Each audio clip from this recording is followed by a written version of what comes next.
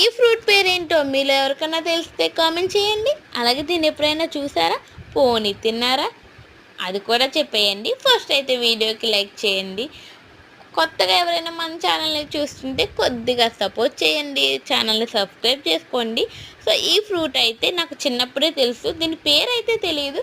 But ఎవరికో మా ఇంటి దగ్గర చెట్టు ఉంటే దాన్ని చాలా కాయలు ఉంటే వాళ్ళకి తెలియదు, అలా ఇచ్చారు తినమని. నేను తిన్నాను, అచ్చం సీతాఫలం తిన్నట్టుగానే.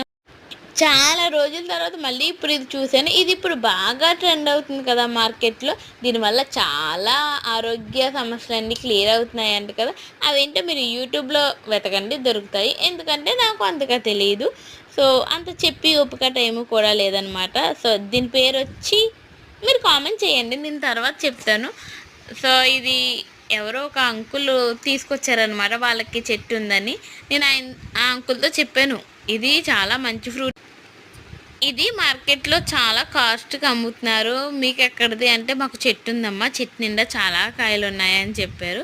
సో బాగా పండిపోయిందమ్మా, తినేయండి అన్నారు. సో దీన్ని అయితే నేను కొంచెం తిన్నాను. ఏదైనా ఎక్కువ తింటే కొంచెం వికటగా ఉంటుంది కదా. ఇక్కడ ఈ సీడ్తో విత్తనం వేసి మొక్క పెంచుదామని ట్రై చేస్తున్నాను.